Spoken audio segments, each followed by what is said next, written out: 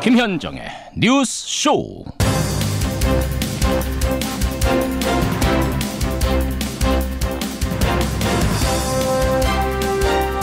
어젯밤 평창 아름다웠습니다. 애청자 여러분 안녕하십니까? 2018 동계 패럴림픽 어제 막을 내렸습니다. 크로스컨트리 신희연 선수가 역사상 처음으로 금메달 따던 순간 벅찼고요.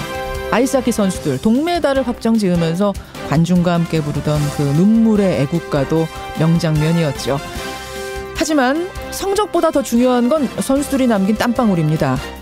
불가능은 없다라는 걸 눈앞에서 보여준 36명의 선수들, 큰 박수 보내주시죠.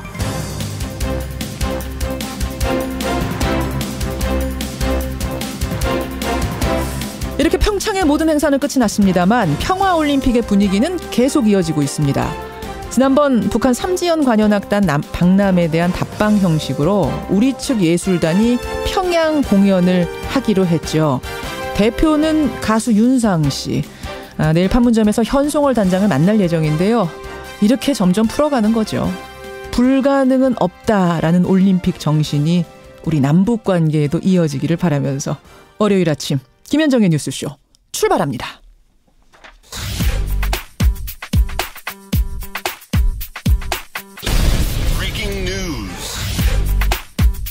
김현정의 뉴스쇼가 주목한 오늘의 포인트 김정훈 기자 나와 있습니다. 어서 오세요, 김 기자. 네. 예, 오늘 첫 포인트 뭐부터 봐야 됩니까? 네, 핀란드 남북미 1.5 트랙 회동입니다.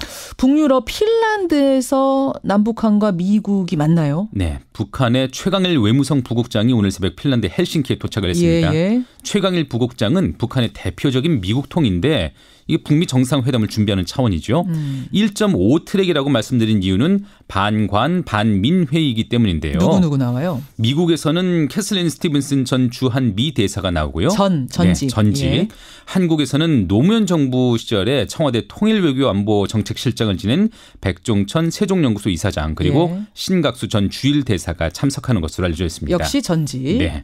핀란드 외교부 측은 학자들과 관료들 사이 일상적 모임이다 이렇게 밝혔지만 5월 미국과 북한 정상회담을 앞둔 당사국들의 발걸음이 빨라지는 모습으로 읽히고 있네요. 예, 지금 이것에 앞서서 북한의 이용호 외무상은 역시 스웨덴에서 외무장관 회담했잖아요. 네. 예, 스웨덴은 북한 내 미국의 영사 업무를 대리하고 있는 그런 나라라서 주목이 됐는데 아무튼 지금 여러 트랙으로 북미 정상회담, 남북회담 속속 준비가 되고 있는 준비되고 모습입니다. 있는 양상이 포착이 되네요. 다음 포인트 가죠. 네, MB 영장 청구 검찰의 결단입니다. MB 이명박 전 대통령 구속영장 청구할지 말지 오늘 결정 납니까? 그럴 가능성이 높아 보이네요. 예. 윤석열 서울중앙지검장은 지난 금요일 문무일 검찰총장에게 이 전 대통령 조사 결과를 보고했고요. 예. 이제 문 총장의 결단만 남은 상황이거든요. 어느 쪽에 무게를 뒀어요? 수사팀은 구속영장 청구에 무게를 두고 있습니다. 왜냐하면 술의 혐의액만 110억 원대에 이르는 상황 속에서 이 전 대통령이 혐의를 부인하고 있어서 증거인멸의 우려가 크기 때문이거든요. 그렇죠. 영장이 청구되면 2, 3일 뒤에 영장 실질 심사가 열리게 됩니다. 주말 사이에 주목받은 사람은 부인 김윤옥 여사 아닙니까? 네. 김윤옥 여사의 검찰 조사 가능성은 어때요? 이 10억 원의 불법 자금을 받거나 또 이 전 대통령에 전달하는 의혹, 그 의혹을 받고 있는데요. 예. 이 전 대통령에 대한 영장 청구 여부부터 결정된 뒤에 예. 언제 어떻게 조사할지 그런 것들을 검찰이 결정할 것 같네요. 하여튼 요즘 검찰이 참 바쁩니다. 오늘 안희정 전 충남지사 열흘 만에 검찰에 재소환되죠. 맞습니다. 열흘 만에 검찰 재소환돼서 잇따른 성폭력 추문에 대한 조사를 받게 되는 그런 일정도 예정돼 예. 있습니다. 그러니까 지난번에는 제발로 찾아간 거였고 이번에는 검찰이 부르는 겁니다. 네. 예.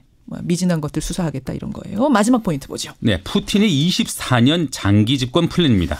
러시아에서 대통령 선거가 치러졌는데 또다시 푸틴의 승리가 확정적이라고요. 네, 우리 시각으로 오늘 새벽 3시에 투표가 끝났고요. 예. 지금 개표가 진행 중이긴 한데 출구 조사를 보니까 73.9%의 득표율로 승리가 예상되네요. 73.9%. 네, 대선 연임이 확정되면요. 예. 푸틴은 6년 후인 2024년까지 크렘린궁을 지키게 됩니다. 푸틴은 2000년부터 8년간 대통령을 지내다 3연임, 그 3년임 금지 규정에 따라서 2008년부터 4년간은 총리로 재직했고요. 그렇죠.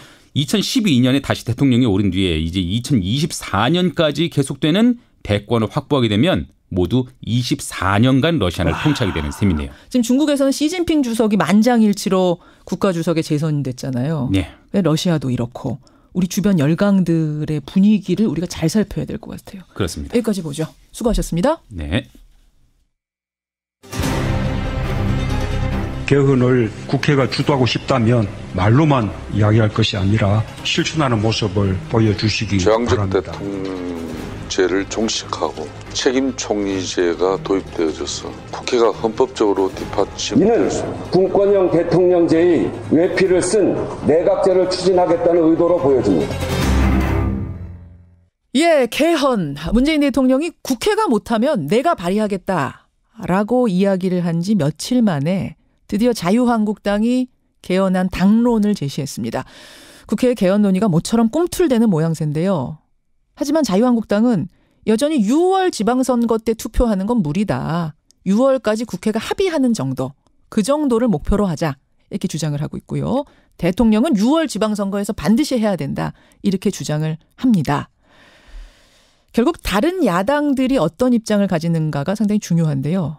정의당은 청와대 주도 개헌안 발의는 철회해달라 이렇게 공식 요구를 하고 나서서 주목이 됩니다. 사실 정의당이라고 하면 여러분 현 정부 정책에 대해서 늘 지지하는 쪽의 정당이었기 때문에 그래서 더 눈에 띕니다. 이번 사안이요. 정의당 헌법개정민 정치개혁특별위원회 위원장이세요. 심상정 의원 연결을 해보죠. 심 의원님 안녕하세요. 네, 안녕하세요. 오랜만에 언론 인터뷰 나오셨는데. 처음입니다. 그렇죠. 그런데 상당히 논쟁적인 주제로 나오셨어요. 지금 그 개헌이 가장 중요하지 않습니까? 그러니까요. 청와대 주도 개헌안 발의는 철회해달라 이렇게 공식 요구를 하셨습니다. 네. 예. 정의당은 이제 개헌과 선거제도 개혁을 반드시 이루겠다는 문재인 대통령 의지를 전적으로 신뢰하고 있습니다. 예. 또 청와대 개헌안 발의 움직임이 지금 국회에 효과적인 압박이 되고 있다고 생각하고요. 근데 이제 문제는 끝내 개헌을 성사시키는 게 중요한데 우리 국민들께서 알고 계시듯이 대통령안이 발의되면 현행 헌법에 따른 개정 절차에 따라 돌입하게 되지 않겠어요? 그렇죠. 근데 이제 대통령 발의 개헌안은 일반적인 법률과 달리 토론과 수정 없이 원안을 표결에 붙여야 돼요. 아하. 그러니까 재적 의원 3분의 2 찬성을 얻어야 되는 상황에서 자유한국당이 반대하면 부결이 뻔한 거 아닙니까? 그렇죠. 이렇게 대통령 개헌안이 부결되면 이 정부에서 다시 개헌 논의가 가능하겠나? 그게 저희가 우려하는 점이고요. 그래서 대통령 입장을 전적으로 공감하지만은 어쨌든 어렵더라도 여야가 합의해서 문재인 정부 하에서 개헌이 성사되는 방법을 찾아보자 그런 취지입니다. 이렇게 대통령이 발의한다고 한들 자유한국당 116석 자유한국당에서 막혀버리면 이 개헌안은 물거품이 되는 건데 그렇게 한번 물거품이 되고 나면은 그야말로 추동력 다 잃어버리면서 개헌 얘기는 쑥 들어가 버릴 거다 이런 말씀. 그게 걱정된다. 네네. 그러면 결국은 시기 문제네요. 6월 13일에 투표하는 걸 못 박지 말아달라는 요청. 네, 그 시기 문제 이전에 그러니까 국회 개헌안을 만들려면 쟁점을 좁히는 노력이 있어야 되지 않겠어요? 그렇죠. 근데 그동안에 여야가 서로 한 발짝도 쟁점에 대해서는 다가서지 않으면서 시기 연장 문제만 가지고 어깃장 놓고 또 대통령 발의에 대한 책임 공방만 한 게 벌써 몇 달째입니다. 제 얘기는 그런 논쟁을 중단하고 개헌안을 만드는 데 집중하는 로드맵을 만들자고 제안한 거고요.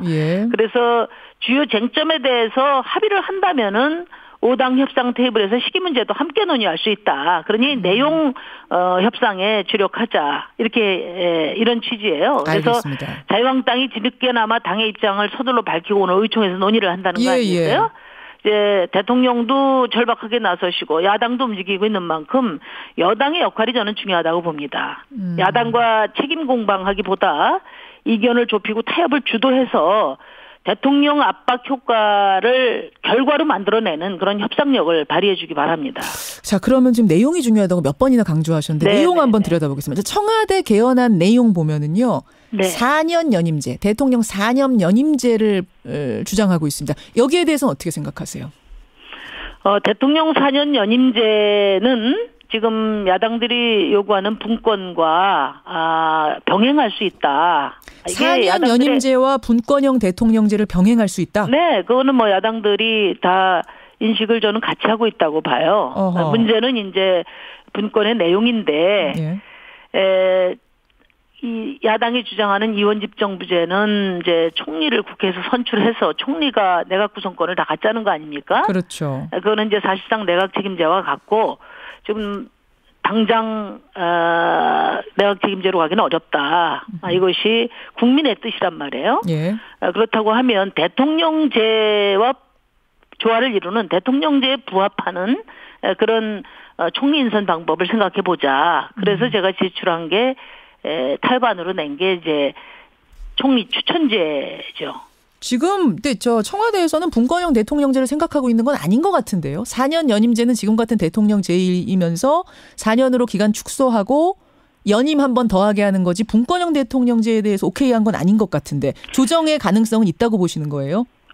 대통령께서 선거제도 개혁에 대해서 야당의 의지를 보이면 분권에 대해서도 검토할 수 있다 이런 말씀을 이미 하셨거든요. 그렇기 때문에 저는 자유한국당이 연동형 비례대표제 도입을 비롯한 국회 개혁에 대해서 적극적인 의지를 밝히면 저는 뭐 대통령께서도 대통령제와 조화를 이루는 범위 내에서 분권은 충분히 검토하실 수 있다 이렇게 이해를 하고 있습니다. 지금 사실 단어들이 참 어려워요. 용어들이 어려워서 지금 청취자분들이 들으면서도 막 헷갈리실 거예요. 새로운 것들도 많아서 제가 다시 한번 정리해 보겠습니다. 네네. 정의당의 입장. 우선 4년 연임제에 대해서 오케이 할 수 있다.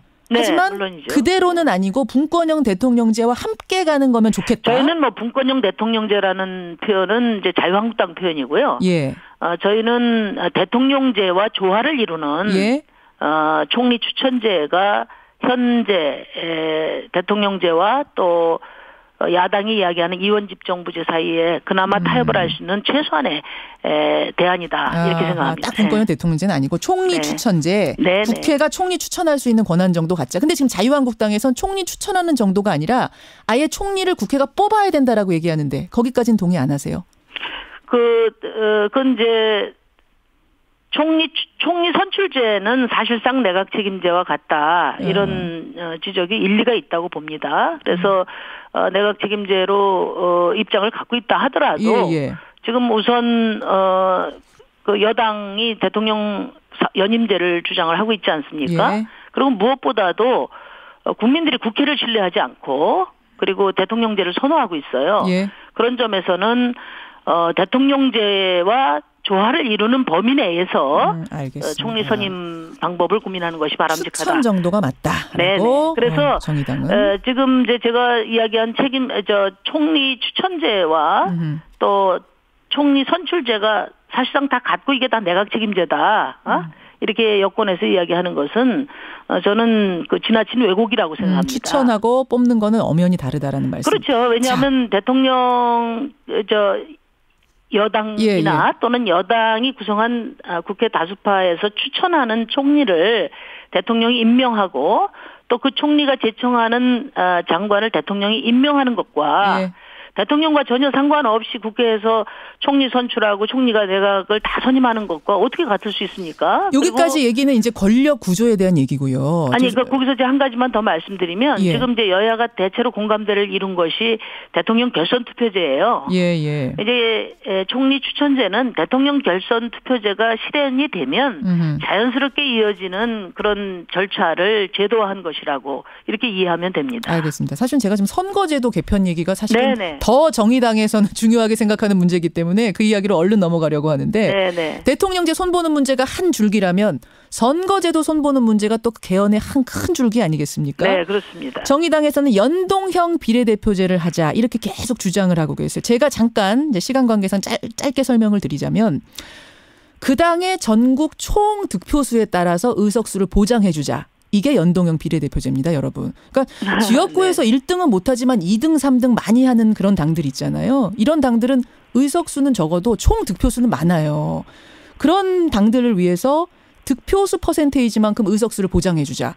정의당 같은 경우에 지난 총선에서 만약 연동형 비례대표제를 했다면 6석이 아니라 22석이 됐을 겁니다. 이런 식으로 보장을 해주자는 거죠? 그러니까 지금 가장 핵심이 비례성이에요. 예. 투표하는 민심이 그대로 비례적으로 반영하는 의석수가 보장이 돼야 된다는 것이고요. 예. 그것은 이제 정의당만의 요구가 아니라 주권자인 국민의 뜻을 왜곡하지 않는 국회를 구성하기 위해서 절대적으로 필요한 겁니다. 근데 이제 지금 이 개헌 논의하는 과정에서도 국민들이 국회에 대한 불신, 이것이 지금 권력 구조를 바꾸는데 가장 큰 지금 그 장애지 않습니까? 예. 그러니까 국회가 제대로 일할 수 있는, 국민을 제대로 대변하고 제대로 일할 수 있는 과감한 개혁 없이 개혁은 사실 불가능해요. 알겠습니다. 그래서 우리가 정의당은 처음부터 선거제도 개혁을 비롯한 국회 개혁을 전제로 해서 선행하고 개헌을 하자 이렇게 주장을 했는데 선거제도 개혁이 국회의원의 그 배지의 생사 여탈권을 갖고 있다 보니까 계속 안 돼 왔고 개헌보다 더 어렵다 그렇게 국회의원들이 이야기를 하고 그래서 개헌과 함께 하자 해서 여기까지 온 겁니다. 근데 그 연동형 비례대표제라는 거를 사실은 지역구에서 1등 많이 하는 당에서는 좋아할 리가 없을 거라고 생각했는데 자유한국당이 웬일인지 금요일에 이렇게 말했습니다. 국민 대표성 강화하는 방안을 강구 중이다. 모든 가능성을 열어놓겠다. 네. 연동형 비례대표제도 받을 수 있는 것 같은 뉘앙스로 지금 얘기를 했어요. 그래서 네네. 만약 한국당이 연동형 비례대표제, 이거 정의당이 주장하고 지금 민주평화당도 주장하는 이걸 받는다면 함께 이 개헌 문제에 대해서 연대 형식으로 갈 생각도 있으신 겁니까? 저희는 개헌과 선거제도 개혁을 어떻게든 성사시키는 일이 중요하고요. 어떻게든? 그러려면은 여당과도 연대해야 되고 야당과도 연대해야 됩니다. 말하자면 원내 5당이 합의를 할 때만이 성사될 수 있다. 그런 생각을 가지고 비록 규모는 작지만 여당과 또 자유한국당을 비롯한 야당 사이에서 어떻게든지 이견을 좁히고 타협안을 도출하는데 최선을 다하고 있습니다. 그럼 연동형 비례대표제를 한국당이 확실히 받는다면 개헌 국민투표 시기도 한국당 원하는 9월, 10월 정도로 합의해 줄 수 있다?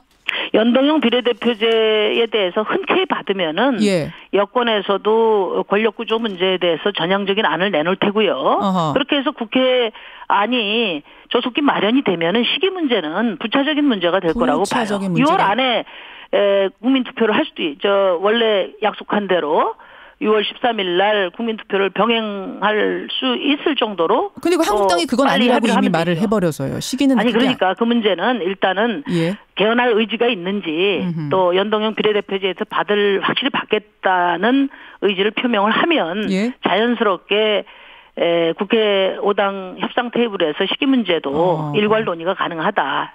이런 생각입니다. 알겠습니다. 여기까지 입장 확인하죠. 심상정 전 대표님 고맙습니다. 네, 감사합니다. 정의당 심상정 의원이었습니다.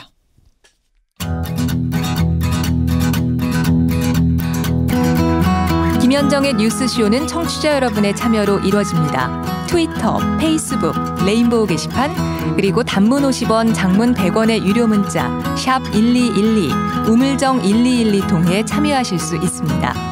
김현정의 뉴스쇼, 여러분과 함께 만듭니다. 김성환의 행간 시사평론가 김성환 씨 나오셨습니다. 어서 오십시오. 네, 안녕하세요. 월요일 아침, 지금 가장 떨고 있는 사람은 누굴까요? 이명박 전 대통령이겠죠? 그럴 것 같아요, 진짜. 지금 구속영장이 청구되느냐 마느냐 오늘 결정된다면서요. 네, 맞습니다. 또 이 전 대통령과 함께 가장 긴장된 주말을 보낸 사람이 있습니다. 누구요? 영장을 청구하는 입장이죠. 이 문무일 검찰총장이 될 것 같은데요. 오늘 행간 그 얘기 가지고 오셨다면서요? 네. 지난 주말 동안 거의 월요병에 시달릴 정도로 고민을 했을 문무일 검찰총장. 이 MB 구속영장 청구를 고심에 고심을 거듭하고 있는 문무일 검찰총장. 이 뉴스 행간을 좀 살펴볼까 합니다. 오늘 영장 청구할 거라는 거는 확정적입니까? 아니요. 그거는 아니고요. 아니에요? 시기상으로 그럴 거다 이렇게 추측을 하고 있는데 저는 오늘 할 거라고 봅니다. 그래요? 많은 사람들이 이제 그렇게 예측하고 있는데요. 왜냐하면 박근혜 전 대통령 때는 굉장히 정치적 부담감이 많았거든요. 그렇죠. 현직 대통령. 네. 그런데 일주일 만에 구속영장이 청구됐습니다. 근데 이명박 전 대통령은 지난 14일 소환조사 받았으니까요. 오늘이 닷새째입니다. 그렇죠. 그러니까 일주일하고 비교해 봤을 때도 하루 이틀 내에 구속영장을 청구할 수밖에 없고요. 또 지난 주말이 있었기 때문에 주말 동안은 고민할 시간이 충분해서 타이밍상으로 오늘 청구하는 게 맞다 이렇게 봅니다. 단도직입적으로 그럼 개인 의견입니다만 네. 개인 의견 여쭐게요. 구속영장 청구, 불구속 기소 어느 쪽이라고 보세요? 당연히 구속영장 청구할 당연하죠. 수밖에 없다고 자, 보는 그럼 하나 거죠. 더 그냥 나가서 질문 드릴게요. 네. 영장 청구는 할 수 있지만 이거를 법원에서 오케이 할지 말지 이건 어떻게 보세요? 그건 잘 모르겠습니다. 솔직하게 모르시겠습니까? 네. 하지만 구속영장 청구는 100%다. 네, 그게 바로 오늘의 첫 번째 인간인데요. 첫 번째 인간은 구속할 이유가 차고 넘친다입니다. 그러니까 검찰 입장에서 이 전 대통령을 구속할 이유는 차고 넘치는데 구속하지 않을 이유 제가 자꾸 찾아보니까 딱 한 가지밖에 없습니다. 뭔가요? 예를 들어서 이 전 대통령 구속영장을 청구하지 않는다. 그러면 뭐 이거는 전직 대통령 2명을 구속 상태에서 재판받도록 한다. 지방선거가 다가왔다. 예. 다 정치적 이유예요. 검찰은 정치하는 곳이 아니잖아요. 그렇죠. 법률적 이유로 구속영장을 청구하지 않을 이유는 피의자 인권보호 딱 하나밖에 없습니다. 아하. 그렇지만 구속할 이유는 차고 넘치잖아요. 그렇죠. 편의점에서 과자만 훔쳐도 구속되는 시대에 이 전 대통령은 뇌물수뢰 혐의액만 110억 원입니다. 다스 횡령 금액은 350억 원이거든요. 예. 어떻게 안 할 수가 있겠습니까? 더구나 종병격인 김백준, 이병모, 이영배 최측근은 줄줄이 구속됐는데 주범인 이 전 대통령은 구속하지 않는다? 상식적으로 말이 안 되고요. 예. 검찰 조사에서 대부분 혐의 부인했잖아요. 증거 인멸 우려 있습니다. 이런 상황에서 어떻게 구속영장 청구 검찰이 안 할 수가 있겠습니까? 구속영장 청구를 100% 할 거라고 보는 첫 번째 이유, 첫 번째 행간, 두 번째는 뭔가요? 두 번째 인간은 누군가는 짐을 져야 한다입니다. 무슨 짐이요? 검찰이 차고 넘치는 구속사유 외면하고 이 전 대통령을 불구속 기소한다? 그러면요. 또 다른 질문에 답을 해줘야 합니다. 어떤 거요? 김윤영 여사는요? 아들 시영 씨는요? 예. 사위는요? 형님은요? 조카는요? 이런 질문에 검찰이 어떻게 다 답을 내놓을 수 있겠습니까? 한번 김 여사 보세요. 혐의가 간단치 않잖아요. 국정원 특수활동비 10만 달러 받은 것부터 시작해서 이팔성 우리금융지주 회장으로부터 5억 원 받았죠. 다스 법인카드 4억 원 썼다고 하죠. 예. 아들 시영 씨는요. 땅 매각 자금 263 도곡동 땅 예. 263억 원 중에 10억 원 받아 썼다고 하죠. 다스 배당금 뭐 수억 원 송금 받았다고 하죠. 하청업체 강제로 뺏었다고 하는 혐의도 있습니다. 예. 이 외에도 사위 이상주 삼성전자 전무는요. 불법 자금 배달했다고 하죠. 비자금 조성한 형 이상은 회장은요. 그러니까요. 이 전 대통령은요. 이 전 대통령에 대해서 검찰이 구속영장 청구하지 않으면 나머지 그럼 다 불구속시킬 거야? 이런 질문에 시달릴 수밖에 없어요. 검찰이. 그렇군요. 그러니까 이 전 대통령은 지금 혼자 몸이 아닙니다. 일가 전체를 책임져야 할 몸이거든요. 어떻게 보면 일가족 대표해서라도 지금 MB가 구속이 그렇게 해야 다른 사람이 수밖에 불구속될 없는 수 있는 상황이 돼버렸다는 거예요. 반대로 보자면은 MB를 구속시키지 않고 다른 사람을 구속하는 건 더 부담스럽기 그건 때문에 말도 안 되는 거죠. 어쩔 수 없이 그렇게 역으로 생각해봐도 구속될 수밖에 없다. 네, 앞뒤로 영장 다 신청할 계산해봐도 수밖에 안 없다. 된다는 거예요. 답이 안 나와요. 알겠습니다. 마지막 행간은 뭔가요? 마지막 세 번째 행간은 검찰과 법원 어느 쪽이 더 부담스러울까입니다. 이건 무슨 말씀이요? 영장을 청구했다고 치죠. 그러면 기각당한 검찰이 부담스러울까요? 아니면은 영장을 기각한 법원이 더 부담스러울까요? 법원의 고민이 더 크겠죠. 예, 당연히. 그렇죠. 네. 검찰 입장에서 영포빌딩 지하창고 문건도 있죠. 친인척들 전부 다 다스 이명박 전 대통령 거라고 하는데 근데 영장 어떻게 그 청구 안 할 수가 있겠습니까? 예. 청구해서 만약에 기각당한다? 그래도 해야죠. 왜냐하면 김명수 대법원장 체제 들어서고 난 다음에 김관진 전 국방부 장관 영장 기각했잖아요. 예. 문무일 검찰총장이 국회 사개특위 나가서 법원의 구속영장 기각에 나름대로 불만이 있다 이렇게 노골적으로 얘기할 정도거든요. 맞아요. 예. 근데 이런 상황에서 법원이 만약에 기각하면요. 아니 개혁한다더니 하나도 바뀐 게 없네 이런 소리 나온다는 거예요. 어떤 상황이 되든 검찰은 할 말이 있을 것이다. 그렇죠. 영장 청구를 주저할 이유는 없다. 맞습니다. 따라서 청구까지는 100%다. 이렇게 보시는 거. 네, 맞습니다. 그 다음에 대해서는 정말 모르시겠어요? 아니요. 전 발부할 거라고 봅니다. 여건 지켜보겠습니다. 수고하셨습니다. 네, 고맙습니다. 청취자 박승관 님이 이 문무일 총장에게 띄우는 편지 하나 보내주셨네요. 뭐가 고민되십니까? 국민 보고 원칙대로 법대로 하십시오. 모두 공감하실 겁니다. 입으로 가죠.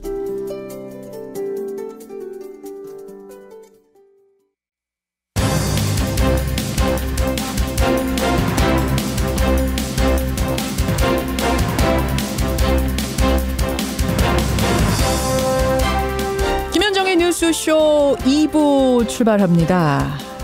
오늘 프로그램 시작하자마자 문자가 폭발적으로 들어와서요. 이게 무슨 일인가 했더니 오늘 저희가 아이돌 그룹이죠. 워너원을 화제 인터뷰 시간에 만나기로 했거든요. 예, 워너원 누구지? 하시는 부모님 세대가 혹시 계시다면 오늘 도대체 왜 우리 자녀들이 그토록 열광하는가, 어떤 매력이 있는가, 아이돌의 삶과 노래에 대한 얘기 화제 시간에 함께 듣고 공감을 해보시죠.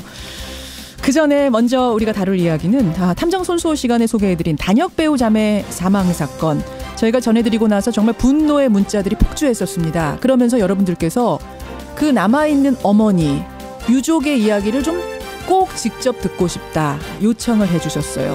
지금 재조사를 요구하는 청와대 청원도 9만 명 넘어선 상태입니다. 도대체 이 가족에게는 어떤 일이 있었던 건지 유가족의 얘기 직접 들어보죠. 그리고 월요일의 코너죠. 이택수의 여론에서는 정부가 지난주에 발표한 청년 중소기업 지원 정책, 한 해에 1,000만 원씩 직접 지원하는 이 방식에 대해서 여론은 어떻게 생각하는지 조사를 해봤습니다. 50원의 단문 100원의 장문 유료 문자 샵 1212 카톡 레인보우까지 열어놓고 출발합니다.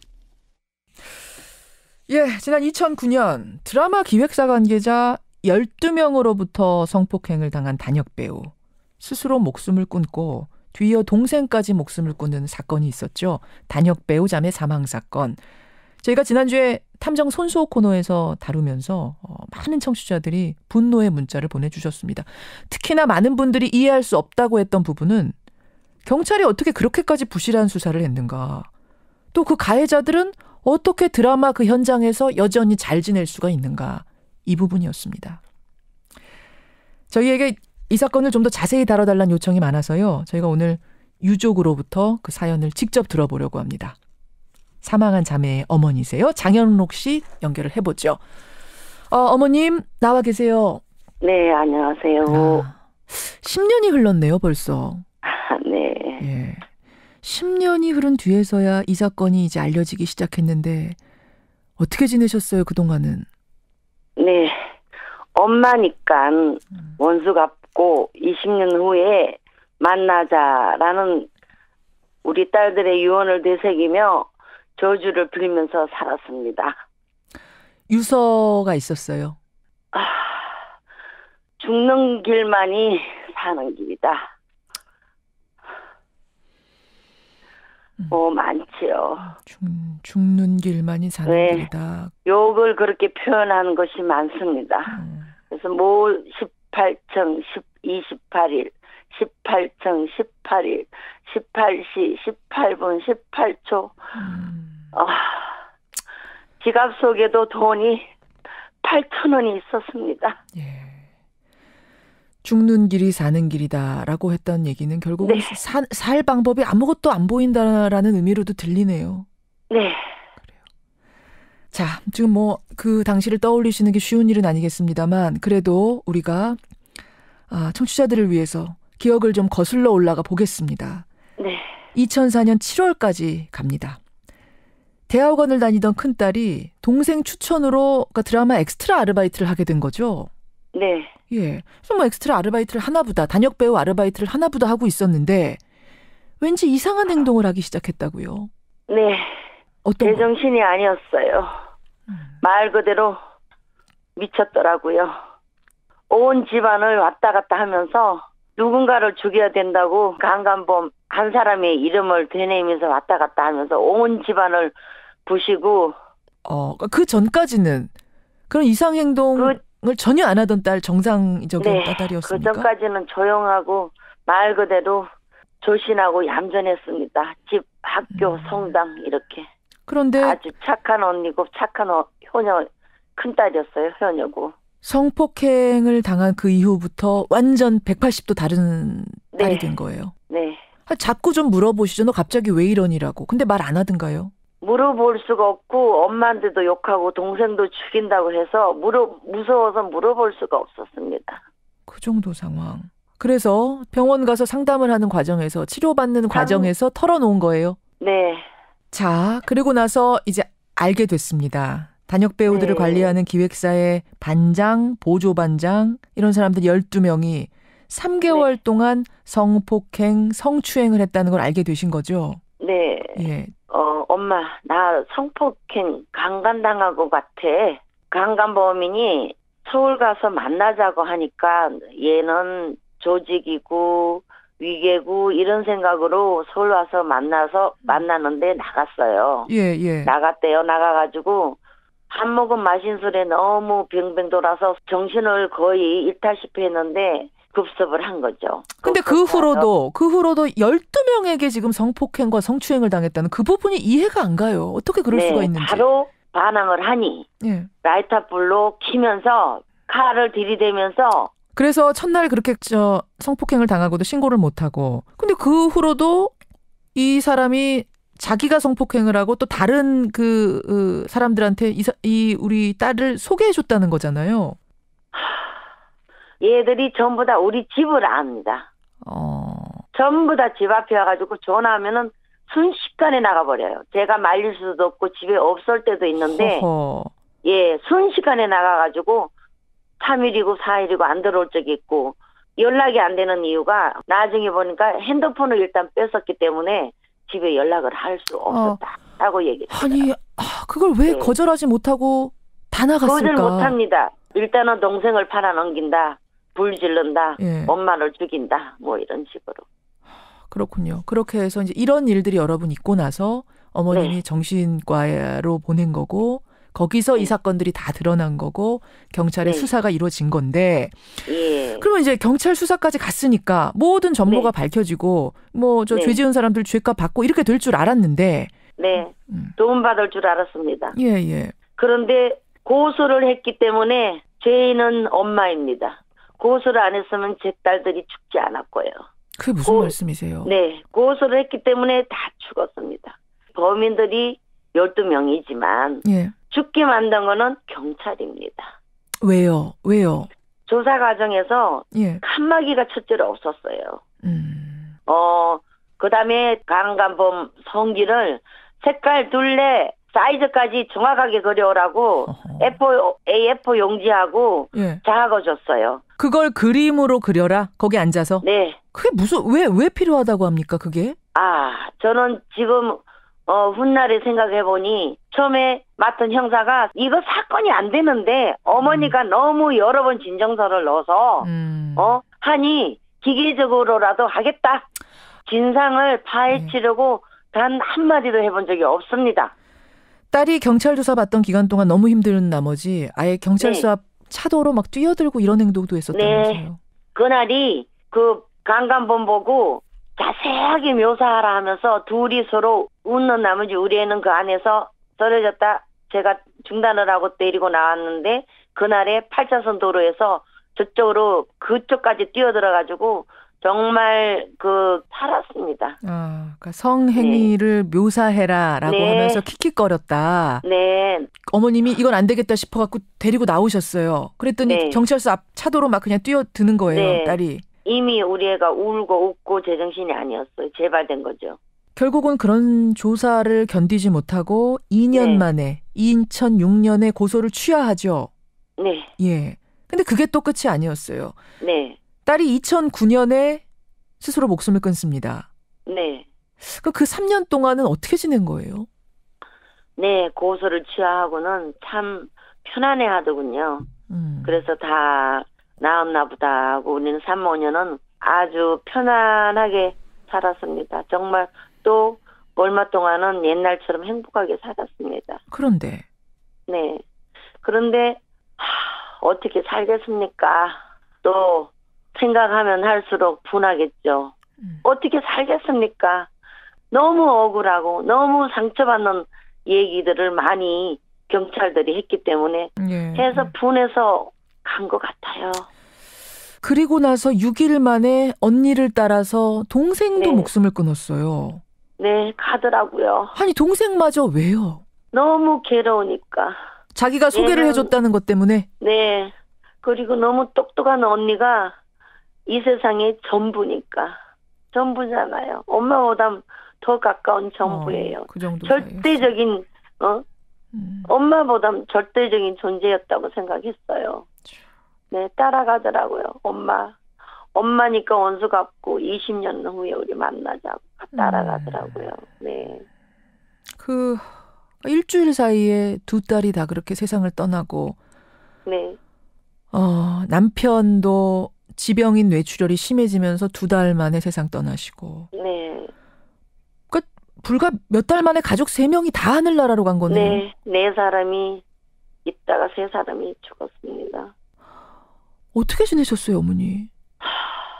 울면서 지내다가 자살 유가족 모임 찾아서 헤매다가 자살 시도를 했는데 살았습니다. 어머님도 네. 그러셨어요?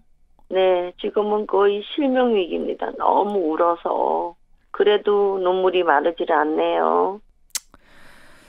아유, 마음이 참 아픈데 형사 고소를 취하를 한 것이 있기 때문에 네. 재고소를 할 수는 없답니다. 법적으로. 남은 길은 가해자 12명에 대한 손해배상 청구. 그러니까 민사소송이었지만 이것도 공소시효가 만료됐기 때문에 이것도 네. 결국은 무죄 판결이 났고요. 네. 할 수 없이 1인 시위하는 방법을 택하셨던 거죠.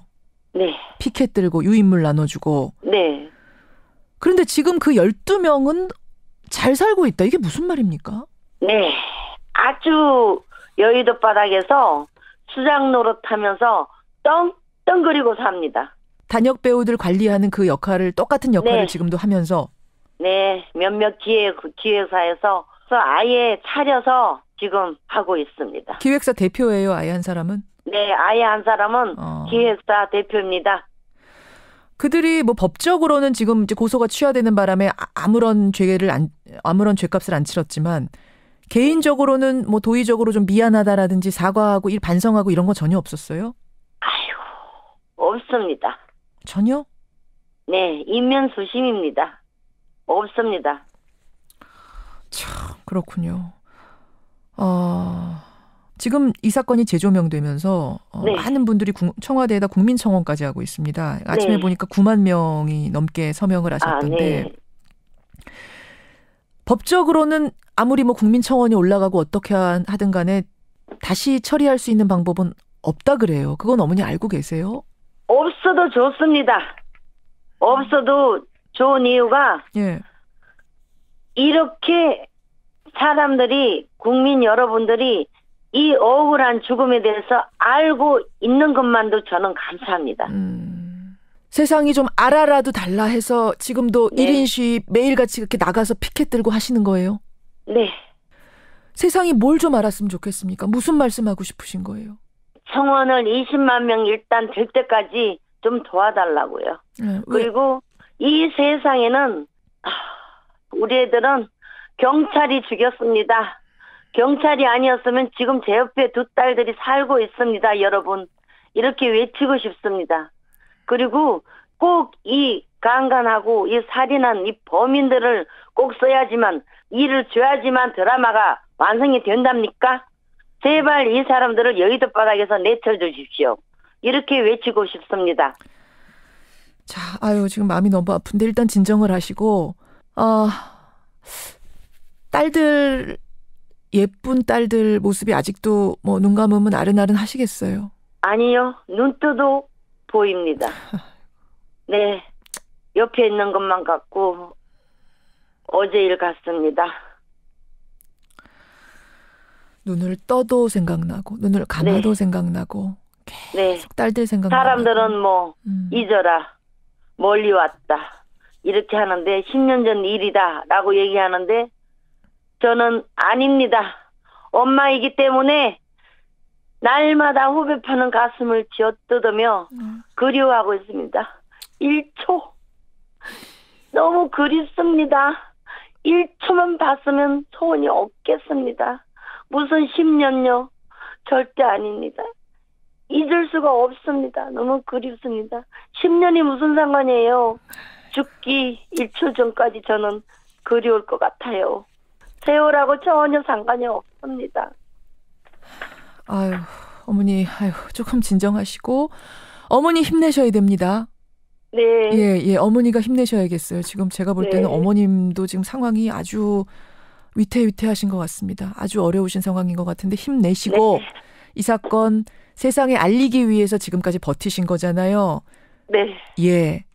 정말 세상이 다 알 때까지 네. 지치지 마시고요. 꿋꿋하게 살아가시기를 기원 드리겠습니다. 네. 고맙습니다.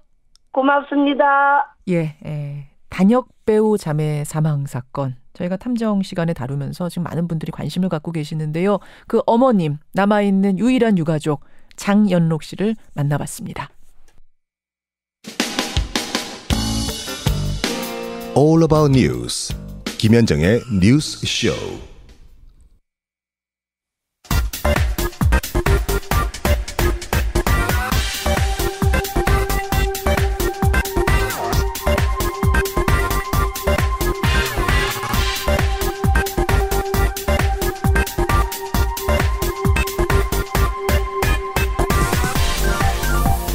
한 주간의 최신 여론조사 결과를 알아보는 시간입니다. 이택수의 여론. 오늘도 리얼미터 이택수 대표 나오셨어요. 어서 오십시오. 네, 안녕하세요.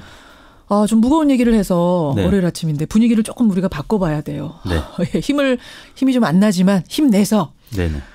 비가 지금 오든가요, 이택수 대표님? 네, 조금씩 내리고 있어요. 전국적으로 오늘 좀 봄비가 내립니다. 예전에는 그런 노래가 있었어요. 그댄 봄비를 무척 좋아하나요? 네, 있었죠. 기억나세요? 누가 불렀는지 기억나세요? 두 분이 불렀는데 이름이 생각이 안 나요. 배따라기. 배따라기였군요.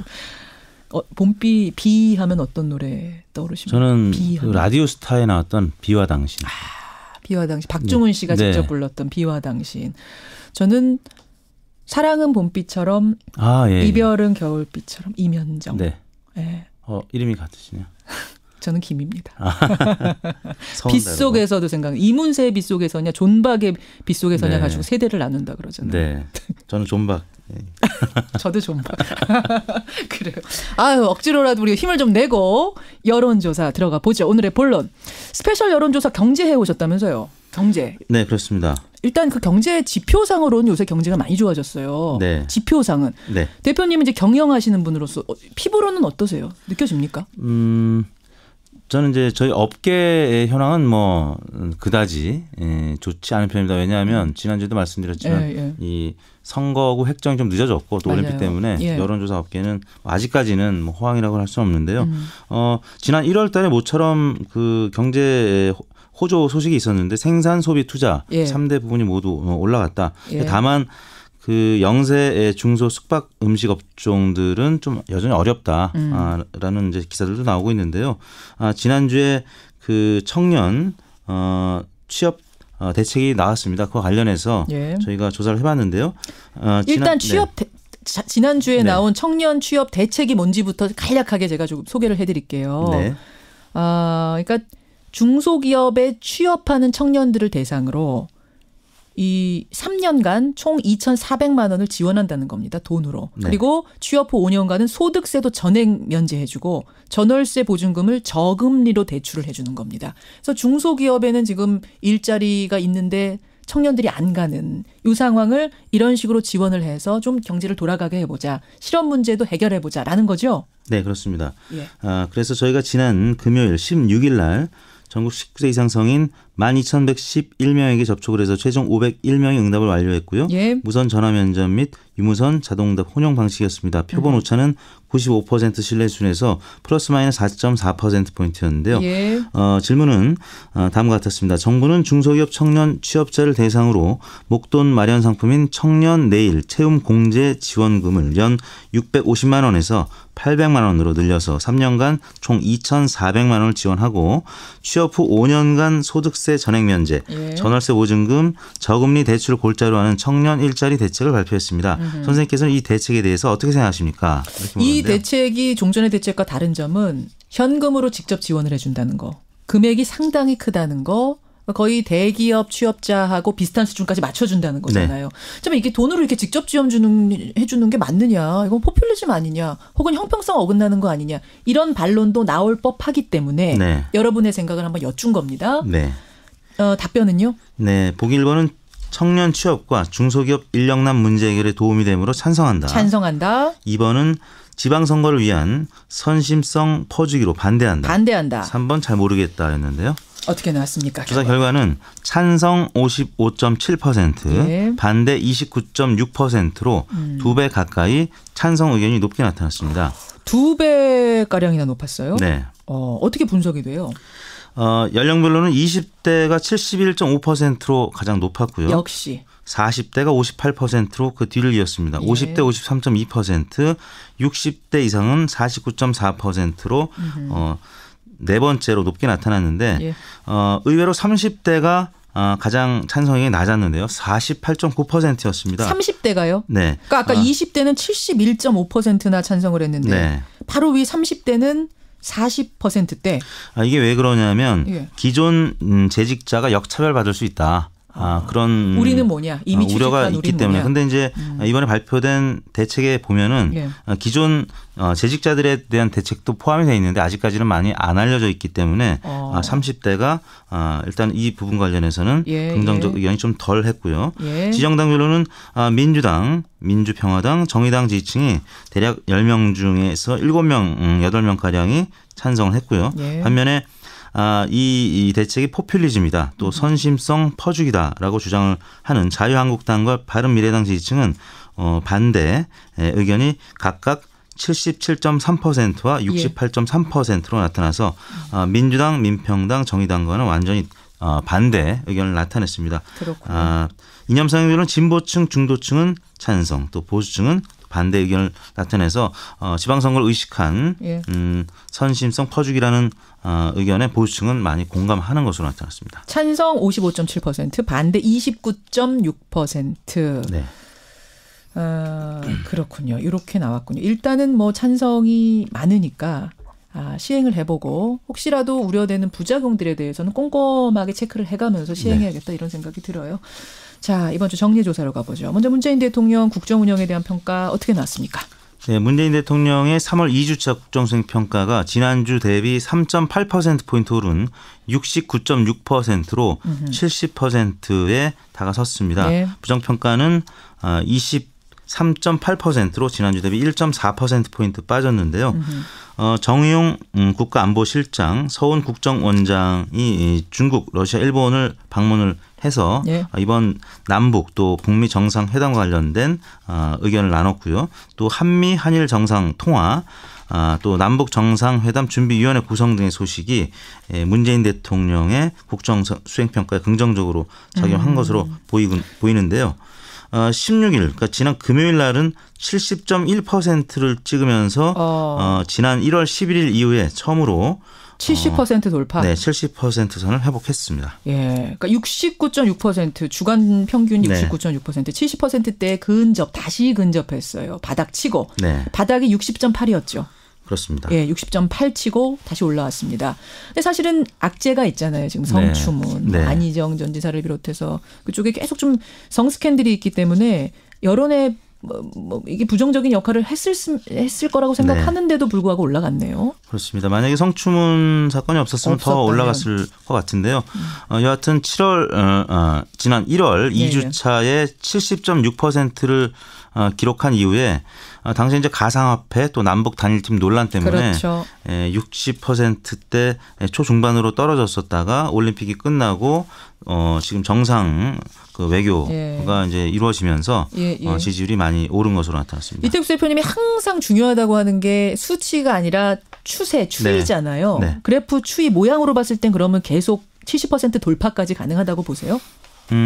지금 상승세인 것은 사실인데 지금 4월 말에 남북 정상회담 또 5월 말로 예상되는 북미 정상회담 소식이 있기 때문에 상승 요인이 좀 더 커 보이는데요. 좀 굵직한 요인들이 많은 거군요. 네. 근데 반면에 지방선거가 다가오면서 여야 간 정쟁이 심해지면 또 하락할 요인도 있는데 지금 아무튼 4월 말 5월 말 이 굵직한 정상회담 소식 때문에 60% 중반 이상은 계속 유지하지 않을까 싶습니다. 정당 지지율 가보죠. 정당 지지율은 어떻습니까? 네, 문재인 대통령 지지율 상승과 함께 여당인 민주당 지지율도 3.7%포인트 비슷한 폭으로 올랐습니다. 51.8%를 기록했고요.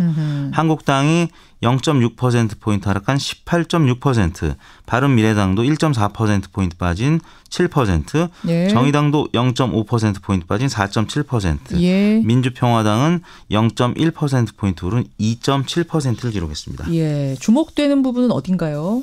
역시 그 야당은 대체로 빠졌고요. 민주평화당은 이제 횡보했다고 봐야 될 것 같고 민주당이 큰 폭으로 올랐는데요. 민주당이 오른 게 저는 조금 신기해요. 왜냐하면 네. 지금 민주당 쪽 인사들이 뭐 안희정, 박수현, 네. 정봉주 전 의원도 지금 뭐 민주당 소속은 아니지만 거기 복당 준비하고 있었고 네. 계속 안 좋았잖아요 지난주에. 네. 근데 어떻게 올랐어요? 그 전주에는 성추문 소식 때문에 많이 빠진 것이 사실이고요. 예, 예. 근데 이제 빨리 극복했다고 봐야 될 것 같습니다. 안희정 전 지사 같은 경우는 당 차원의 신속한 출당, 제명 예, 예. 조치가 있었고요. 또 민병두 의원은 스스로 물러나는 배수진을 쳤고 지금 박수현 전 대변인도 아무튼 당에서 출마를 이제 고사시키는 그렇죠. 그래서 결국에는 낙마가 됐습니다. 아무튼 당 차원에서 빠른 조치가 이루어졌는데 거기에 대한 여론이 지금 반응하고 있다. 네.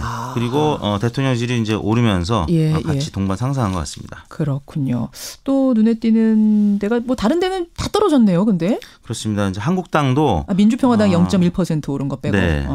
그 이명박 전 대통령이 지난주 검찰 출두했죠. 예. 또 이번 주 오늘 이제 검찰 구속영장 청구 소식이 있을지 계속 보도가 나오고 있기 때문에 한국당은 오를 수 없는 그런 주간이었던 것 같습니다. 0.6%포인트 빠졌고요. 예. 바른미래당이 지난주에 한국당, 민주당 빠지면서 좀 반사이익을 봤는데 이번 주는 민주당의 상승폭이 워낙 컸기 때문에 예, 예. 미래당도 조금 빠진 모습을 나타냈습니다. 그래요. 어떻게 조사하셨습니까? 이번 조사는 3월 12일부터 16일까지 월요일부터 금요일까지 닷새 동안 전국 19세 이상 유권자 48,568명에게 통화를 시도해서 최종 2,503명의 응답을 완료해서 5.2%의 응답률이었습니다. 예. 표본 오차는 95% 신뢰 수준에서 플러스 마이너스 2%포인트고요. 자세한 내용은 중앙선거 여론조사 심의위원회 홈페이지를 참고하시면 되겠습니다. 그래요. 빗속에서 저희가 이문세보다 존박이다 했더니 7274님 빗속에서는 역시 오리지널 이문세다.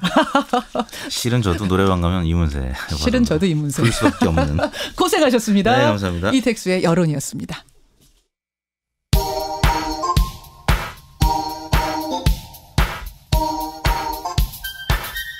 김현정의 뉴스쇼 CBS 라디오와 함께하고 계십니다. 저는 퇴근길 시사잡기 정관용입니다.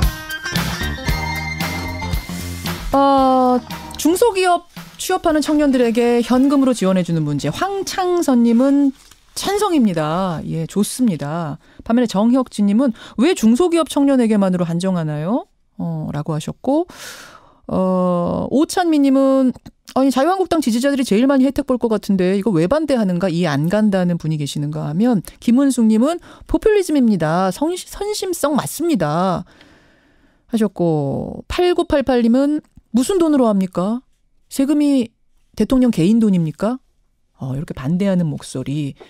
여론조사를 돌려봤을 때는 한 2배가량으로 찬성이 더 많았습니다만 어쨌든 지금 청취자 문자 들어오는 것만으로 봤을 때는 찬반이 이렇게 들어오네요. 예, 뭐 한번 다음에는 찬반 토론을 해보는 것도 좋겠다 생각이 들고요. 단역 배우 자매 사망 사건은 많은 분들이 분노하는 아침입니다. 망자의 한을 풀어주세요. 10년이 지나도 꼭 밝혀져야 됩니다. 정선희, 오진석, 이미애님 외에 많은 분들이 보내주고 계시고 이정엽 님도 청와대 청원 동참했습니다. 라고.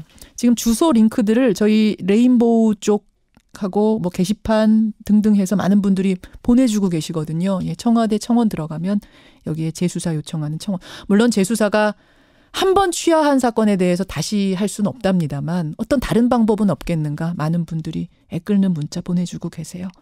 고맙습니다. 변상욱 대기자 어서 오십시오. 네, 안녕하십니까. 예, 오늘 변상욱 대기자도 사실은 뜨거운 주제를 가지고 오셔가지고 교회 얘기예요. 뭡니까? 예, 한국기독교교회협의회가 22일에 시국 토론회를 엽니다. 예. 주제는 촛불혁명의 완성, 삶을 바꾸는 개헌 이렇게 되어 있습니다. 개헌입니다. 예. 왜 이 개헌 토론회를 기독교교회협의회가 열게 됐느냐 하면은 최근에 기독교 보수 진영에서 정부가 추진하는 개헌안은 무서운 공산혁명, 사회주의 국가 건설이 담겨 있다. 이렇게 가짜 뉴스가 너무 판쳤기 때문에 너무 가짜 뉴스가 도니까 삶을 바꾸는 개헌 이렇게 주제를 잡고 개헌에 대한 실상을 이제 토론회를 여는 거죠. 어떤 게 바람직한지. 그런데 이 소식이 전해지자마자 반동성애 기독시민연대라고 하는 또 보수 기독교 운동 단체 사이트에는 당신들이 가짜 뉴스 진짜 뉴스를 판별하는 판별가들이냐. 왜 정권의 나팔수 노릇을 하냐. 거짓된 통일운동에 놀아나지 말라. 이렇게 하면서 또다시 반박이 이제 올라오고. 기독교 개 내에서 말하자면 갈등이 벌어진 거군요. 싸움이 벌어진 거예요. 그래요. 3.1절 앞두고 가짜뉴스가 번져가지고 문제가 됐을 때 이때도 대형교회 목회자 보수 진영 신도들이 적극 나선 모습이 포착이 되면서 그때 언론에 상당히 이슈가 됐었잖아요. 또 한국교회가 많은 비판을 받기도 했습니다만은 그래서 여당 내에 아예 댓글 조작 가짜뉴스 법률 대책단이 만들어졌습니다. 벌써 가짜뉴스 1만 3천 건이 접수가 돼가지고 이 중에 유포자를 찾아가지고 누가 퍼뜨렸는지 찾아가지고 고소를 500건 정도 진행을 했습니다. 500건 어떤 거 있어요? 가짜뉴스. 뭐 대통령에 대한 욕설과 저주, 죽어야 된다는 저주까지 포함해서 악성 댓글이 있고요. 그다음에 지금 설명 잠깐 드린 민주당을 중심으로 한 개헌 초안. 사실 그 제대로 나오지도 않았는데 뭐 사회주의 개헌안이 마련됐다는 가짜뉴스. 그다음에 한국 정부가 비트코인을 북한에다 갖다 바쳤다는 뭐 그런 뉴스까지 등등등. 이런 거 여러분 카톡 본인의 카톡에 진짜 뉴스인 양 돌아다녔다면 다시 보십시오. 다 가짜입니다. 그런데 문제는 고소 대상자에 누가 가짜 뉴스를 퍼뜨렸냐 하는 그 고소 대상자에 기독교인과 기독교 기관이 다수 포함되어 있고 실제로 교회에서의 강연, 강의, 설교, 기독교 관련 사이트 기독교 관련 인맥을 통해서 계속 유포되고 있다는 이제 지적이 나오고 있는 거죠. 뭐 얘는 지금 드린 대로 정부 여당이 추진하는 개헌은 사회주의 개헌이다라고 얘기를 했는데 이게 누가 얘기했냐면 박근혜 전 대통령의 민사소송 대리인인 도모 변호사가 이야기를 했습니다. 그런데 이야기한 장소는 또 하필 미아동에 있는 교회에서 신도들을 모아놓고 했고. 그렇게 되다 보니까. 그다음에 3.1절 자유대한민국 수호 국민대회가 열렸는데 여기서 나온 주장은 청와대에는 주사파만 56%다. 나라가 붕괴되고 볼셰비키 혁명이 일어날 거다. 볼셰비키 혁명까지. 여긴 또 가짜뉴스 의견 분명하지만 경기도 안양의 모 교회를 비롯한 많은 목사님들이 몸 아픈 사람 빼고는 다 참석하라고 종용한 사실이 또 나중에 밝혀져서 이슈가 됐죠. 토지 소유권을 정부가 박탈할 거다. 이 가짜 뉴스도 막 퍼지면서 뭐 강남, 목동 이렇게 부동산 비싼 곳에 부동산 가지신 분들이 이게 무슨 일이야. 그러니까 이게 이 나라가 지금 제정신이야 뭐 이런 얘기까지 부동산 나왔었어요. 소유자나 다주택 소유자들이 불리하게 이제 세제가 돌아가니까 그걸 이용해서 지방 분권제는 곧 고려 연방제로 가는 거고 이게 바로 가진 사람들을 갖다가 못 살게 구는 공산주의 혁명에 이제 이어진다. 그런데 이 가짜 뉴스들을 퍼뜨린 사람들이 누군가 찾아가다 보니까 보수 기독교 진영이 상당히 많다 보니 이제 또 진보 기독교 진영에서 이거 안 됩니다. 그 안에 또 자정운동이 벌어지고 그렇습니다. 그러는 거군요. 지금 새누리당 하부 조직으로 일했던 십자군 알바다는 이미 담당했던 목사가 처벌을 받았고요. 그다음에 S 땡땡땡 본부라든가 한국 땡땡땡 네트워크, 라이 땡땡땡땡 몬트, 기독교 땡땡땡땡땡크 등등등 여러 기관들이 교회 내부에서 유통되는 상당의 가짜 뉴스 루머를 갖다가 추적한 결과 여기 중에 한 곳을 반드시 거쳐서 나간다라고 지금 파악이 되고 있는 거죠. 그렇다면 한국 교회는 왜 이런 극우적인 성향으로 가짜 뉴스까지 만들면서 흘러가려고 하는 건가? 물론 한국 기독교계라고 전체를 저는 싸잡아 말하고 싶지는 않습니다. 그 안에 일부라고 하죠. 일부들이 왜 이렇게 극단적으로 흘러가는 건가? 첫째는 뭐 한국교회의 침체와 위기를 벗어나기 위해서 뭔가 희생양을 만든다는 분석이 나와 있고요. 두 번째는 이 뒤에는 개신교의 정치 세력화를 꿈꾸는 일부 보수진영 인사들이 다음 총선 때 기독교 정당이 국회에 진출할 수 있도록 그 세력을 결집하고 연대를 지금부터 일찍 서두르고 있다. 정치를 하고 싶어하는 사람들이 있다. 결국 뭐 자기들 국회의원 되고 싶어서 신도들을 동원한다 이런 얘기가 되겠습니다. 그런데 교회는 전국에 조직적인 힘을 갖추고 있고 이념적인 동원이 가능하기 때문에 지방선거부터 이제 정치권에 악용될 가능성이 큰 거죠. 특히 이번에도 모든 가짜뉴스의 뒤에는 이런 구절이 붙습니다. 모든 뉴스의 뒤에? 다가오는 지방선거에서 100% 이겨야 합니다. 뭐 이런 게 이제 붙어 있는 거죠. 선거라는 게 붙는군요. 기독교발 가짜뉴스의 특징은 문제는 누가 엄청 잘한다 좋다가 아니라 누구를 박멸해야 된다. 이 땅에서 없애야 된다. 내쫓아야 한다. 예. 사회적으로 매장시켜야 한다. 이렇게 혐오와 핍박, 배척을 기조로 하고 있습니다. 예. 이거는 뭔가 반기독교적인 가치고 정서라고 생각을 합니다. 당연하죠. 예. 그럼 이러한 가짜뉴스에 속지 않으려면 어떻게 해야 돼요? 아무튼 맨 앞에 긴급 기도 제목, 중보 기도 요청 이런 게 붙으면 거의 다 가짜입니다. 잠깐만요. 예. 긴급 기도 제목, 중보 기도 요청 이런 거는 대개 이런 게 붙고 가짜입니다. 뒤가 뉴스 형식으로 뭔가 새로운 소식을 전하는 것 같으면 의심해봐라. 예. 또 중앙 언론사의 뉴스에는 나오지 않았는데 블로그나 카톡 이런 걸 통해서 예. 거창한 개헌 뉴스나 북한 뉴스, 커다란 북한 뉴스가 막 번져나가면 이것도 가짜일 가능성이 높습니다. 아하. 또 이미 가짜 뉴스에 젖어서 살아온 기독교 신도들은 이런 게 나오면 오히려 입맛에 맞는 게 나왔다고 더 위안을 삼고 그걸로 소속감을 느끼는 것 같아요. 근데 정말 조심해야 될 거는 이게 전체 기독교인들, 전체 교회가 그런 것처럼 얘기하면 절대 안 되고요. 예. 우리 같이 사람들이 있잖아요.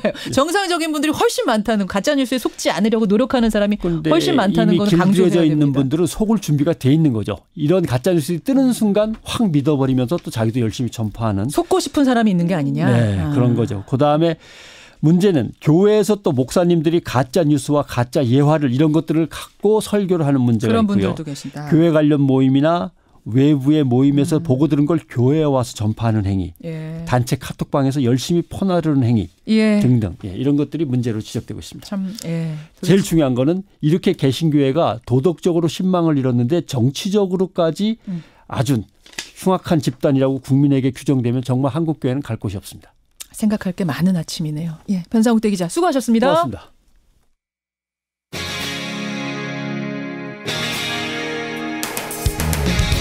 여러분께서는 지금 CBS 라디오 김현정의 뉴스쇼를 함께하고 계십니다.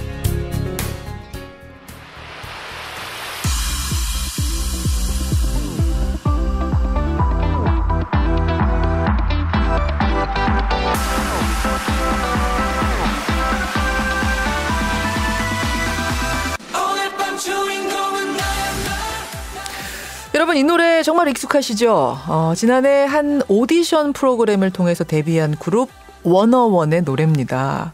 데뷔와 함께 괴물신인 이런 타이틀을 얻으면서 연말 시상식, 신인상 다 휩쓸었고요. 가요 차트까지 석권한 그룹인데 오늘 새 앨범을 들고 나온답니다. 벌써 앨범 선주문이 70만 장을 돌파했다 그래요. 대단하죠. 예. 올해도 워너원의 황금기는 계속 될 것 같습니다. 오늘 화제의 인터뷰에서 만나보죠. 워너원 11명의 멤버를 이끌고 있는 리더입니다. 윤지성 씨 연결해 보겠습니다. 윤지성 씨 안녕하세요. 네, 안녕하세요. 워너원의 리더 윤지성입니다. 반갑습니다. 반갑습니다. 이게 아이돌식 인사인가 봐요. 아닙니다. 원래 앞에 소개가 뭐라고 이런 게 있는데 혼자라서 조금 민망해가지고. 뭐라고 하는 거예요, 앞에? All I wanna do, 워너원. 네네, 오직 내가 원하는 건 워너원이다. 이렇게. 네. 와, 멋있네요. 이게 저희 뉴스쇼 청취자들은 이제 중장년층이 많아요. 말하자면 워너원 팬의 부모님들 세대도 많으시거든요. 아, 정말요? 예. 그래서 오늘 이제 부모님 세대한테 점수 딸 수 있는 기회예요. 네, 열심히 하겠습니다. 윤지성 씨. 이 조금 전에 들은 나의 하나 그 노래. 네. 데뷔하고 한 몇 번이나 부른 것 같아요? 진짜 살 수 없을 만큼 불러본 것 같아요. 기억도 안 날 정도로. 그렇죠. 그렇죠. 너무 많이 사랑해 주셔가지고 저희도 막 텐션 올라서 부르게 되고 그런 것 같아요. 그리고 오디션 프로그램에서 뽑히던 그 순간 기억도 막 살아나니까 더 좋을 것 같아요. 그렇죠. 그래요. 생각이 안 날 수가 없죠. 정말 어마어마한 사랑을 받고 있는데 지성 씨는 감사합니다. 언제 인기를 실감해요? 이렇게 저희가 아까 소개에도 말씀해 주셨듯이 이렇게 앨범이 이렇게 막 이만큼 선주문이 이렇게 됐다 이렇게 말씀해 주실 때 이렇게나 많이들 저희 앨범을 구매해 주셨어? 이런 생각도 들고 그리고 사실 저희끼리도 하는 얘기지만 이렇게 길거리 지나가다가 아니면 음식점에서 밥 먹을 때 저희 노래 나오면 아직도 신기하고 막 그래요. 아직도? 네네, 진짜로 아직도 우리 노래 나온다 이러고. 그래요? 야, 아직도 그렇구나. 아니 근데 여러분 이 사실 워너원은요 2000년대 들어서 데뷔 앨범을 100만 장 넘긴 가수 최초랍니다. 그거 알고 계셨어요, 지성 씨? 한번 저번에 이렇게 듣긴 했는데 들을 때마다 놀랍죠. 되게 감사하고 너무 신기하고 좀 실감을 많이 못하는 것 같아요. 그러니까 많은 사랑 받고 있는 것 같아요. 이 정도인데도 아직도 우리 노래가 나오면 신기하고 길거리 가는데 알아보면 신기하고 아직도 너무 신기하고 저희들끼리 막 얘기해요. 나 오늘 밥 먹을 때 막 사람들이 알아와가지고 막 이러면서 저희들끼리 밥 먹고 오면 막 얘기하고 막 그래요. 이런 그룹입니다. 워너원. 이렇게 순수해요. 아직도 순수해요. 아직도 신인 티가 나고 11명입니다. 우리가 저 어릴 때 생각하면 그룹하면 많아야 3명, 4명. 그렇죠. 정말 많으면 5명. 뭐 소방차, 서태지와 아이들, 핑클, 많으면 H.O.T 이런 거였거든요. 근데 네네. 워너원은 11명이에요. 네, 맞아요. 참 이 리더로서의 애환도 있을 것 같아요. 그 11명의 개성 강한 청년들을 이끌고 가려면. 일단 11명의 친구들이 다 사실 자기 주장도 강한 편이고 개성도 강하고 근데 또 저희들끼리 얘기를 굉장히 많이 해요. 뭐 이렇게 일이 있거나 이러면 다 저한테 와서 얘기를 해주니까 제가 너무 감사하고 또 장난이 되게 밝아요, 아이들이. 좋게 말하면 밝은 거고. 네, 정신이 없어요. 근데 또 얘들아 이제 이거 하자 이러면 또 바로 이렇게 와가지고 이렇게 쫑쫑쫑쫑 와가지고 얘기를 들어주고 또 뭐 많이 해주고 이러기 때문에. 예. 참 재밌습니다. 워너원의 리더 윤엄마 윤지성 씨. 여러분 왜 리더냐면 우리 윤지성 씨가 이런 리더십도 있지만 연습생 생활을 꽤 오래 하면서 사실은 내공이 있는 멤버예요. 얼마나 했죠? 생활을? 방송에는 이제 5년이라고 되어 있었는데 제가 사실은 거의 7년 정도를. 야, 아니 그 7년이면 포기하고 싶을 때는 없었어요? 이거 내가 되겠나? 계속 이것만 해도 되나? 뭐 이런. 많이 들죠. 많이 들어요. 그렇죠. 많이 들었는데 항상 플랜 B를 준비를 했던 것 같아요. 플랜 B? 네. 어떤 식으로? 대학원 준비를 항상 하고 있었어요. 이제 연기로 아이들을 가르친다거나 아니면 이제 심리치료, 연극 심리치료 같은 게 좀 하고 싶어가지고 그쪽으로 계속 공부를 하고 있었어요. 연습생을 하면서도. 아니, 그러니까 참 저는 이제 들으면서 참 우리 윤지성 씨가 정말 속이 꽉 찬 사람이구나. 그러니까 꿈도 스마트하게 꿨구나 이런 생각이 드는데 지금 어디인 거에서도 지성 씨처럼 꿈을 이루기 위해서 노력하고 있는 사람들이 있을 거예요. 어린 친구들도 있고. 그 친구들에게 한마디. 제가 드리고 싶은 말씀은 제가 피그말리온 효과라는 말을 굉장히 좋아했었거든요. 피그말리온. 간절히 바라면 이루어지는 그냥 그 말 하나로 생각하면서 정말 간절히 바라면 이루어질 수 있을 거야. 간절히 바라면 이루어질 거라고 생각하면서 지금 할 수 있는 걸 했어요. 지금 하루하루를 잘 살고 내가 지금 당장 이거를 그만두게 되더라도 바로 마음 추스리고 다시 할 수 있는 무언가를 준비해 놓고 이렇게 도전하다 보면은 언젠가는 하루 지나다 보면 그 미래에는 분명히 끝이 너무나 예쁘고 멋있을 거라고 힘이 될지 잘 모르겠는데. 아니 저는 울컥하네요. 그러니까 저한테도 이게 중요한 얘기인 것 같아요. 그러니까 하루하루 최선을 다하다 보면 언젠가 내가 생각한 그 목표에 가 있을 거다. 네네. 꿈이 이루어져 있을 거다. 너무 멀리 보면 지치니까. 참 따뜻하고 반듯하고 인기 있을만 하네요. 윤지성 군. 아닙니다. 감사합니다. 워너원의 리더 지금 윤지성 군 만나고 있습니다. 그나저나 워너원은 올해까지만 활동하는 프로젝트 그룹이라면서요. 네. 그래서 올 한 해를 어느 때보다 더 간절하게 하고 싶은 것들을 하면서 11명이 지낼 것 같은데 뭘 좀 꼭 해야겠다 이런 얘기들 해요. 저희가 팬미팅은 했었는데 사실 콘서트는 한 번도 해본 적이 없거든요. 그래서 올해는 콘서트를 좀 해야겠다라고 저희들끼리 얘기를 하면서 이렇게 약간 추진을 해보려고 하고 있습니다. 그 올 한 해 해보고 싶은 많은 일정들, 목표들 중에 하나가 아마 이번 새 앨범 활동도 잘하는 거 들어있겠죠? 그럼요. 저희 그렇죠. 이번 앨범 진짜 열심히 준비했거든요. 그러셨어요? 네. 노래 제목이 뭐예요? 이번 앨범 타이틀곡은 부메랑이고 선공개곡은 약속해요라는 곡이 선공이 되었습니다. 노래 타이틀은 부메랑. 공개 앞두고는 기분이 어떻습니까? 좀 많이 설레고 떨려요. 황금기라고 해가지고 저희가 이렇게 포부를 잔뜩 들고 나왔는데 이게 잘 안 되면 어쩌지라는 생각을 좀 하면서 이번 앨범을 좀 준비를 열심히 했었거든요. 그렇군요. 안무도 중요하잖아요. 아이돌 그룹은. 중요하죠. 잘 짜졌어요 이번에 좀? 이번에 안무가 좀 굉장히 난이도가 좀 있는 안무여가지고. 그래요? 첫날은 진짜로 저희가 다음날 일어나서 그냥 기어 나왔어요. 그 정도예요? 네, 진짜 다들 기어 나오고 막 물리치러 가들어가고. 이야, 이거 기대가 되네요. 부메랑 안무. 뭐 TV에서 모습도 볼 수 있을 텐데. 자, 그 선공개곡 일단 선공개곡 제목이 약속해요. 이 선공개곡을 제가 오늘 청취자들께 좀 들려드릴 거예요. 아, 진짜요? 예, 네. 그 노래를 들으면서 뉴스쇼 청취자들, 그러니까 우리 부모님들 그리고 워너브를 비롯한 팬들에게 마지막 이야기 해주시면 제가 노래 자연스럽게 깔겠습니다. 자. 네, 안녕하세요. 원어원 윤희성입니다. 뉴스쇼 시청자 여러분들, 약속해요라는 곡은 저희가 워너블 여러분들께 선물로 드리고 싶어서 만들었던 곡이에요. 그리고 청취자분들께서도 되게 공감을 많이 해주실 수 있을 만한 가사들로, 예쁜 가사들로 많이 준비를 해봤거든요. 예. 그러니까 저희 워너원 약속해요라는 노래도 많이 사랑해주시고, 이따가 공개되는 부메랑 신곡도 많이 사랑해주시고, 저희 워너원 멤버들 다 열심히 하고 있으니까 저희 멤버들 이쁜 마음으로 끝까지 열심히 지켜봐 주시면 감사하겠습니다. 감사합니다. 고맙습니다. 화이팅 하세요. 네, 감사합니다. 좋은 하루 보내세요. 예, 워너원의 리더 윤지성 씨였습니다. 벚꽃이 떨어지던 날 그댈 처음 만났죠.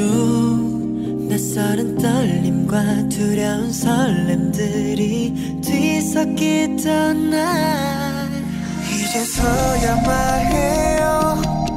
난 많이 겁이 났었죠. 청취자 안예람 씨, 항상 어머니가 차에서 들으시던 뉴스쇼인데 오늘은 같이 듣고 있어요 하셨는데, 앞으로는 어머니가 안 들으셔도 안예람 씨 혼자라도 챙겨 들으세요. 워너원입니다. 약속해요. 왼쪽 가슴에 새길게요. 영원해 약속해요. 잊지 않겠다고 날 다시 태어나게 해준 널 I promise you 내가 더 많이 더 잘할게요. 약속해요. 놓지 않겠다고 내게 빛이 되어준 그대 I promise you 빛나던 봄날 앞에 약속해.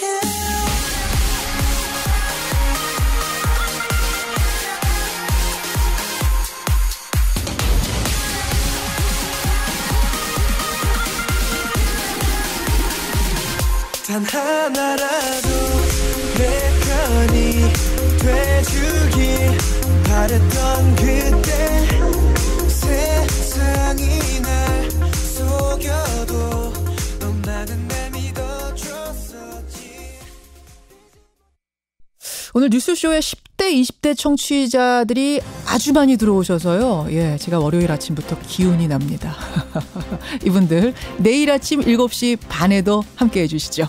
고맙습니다.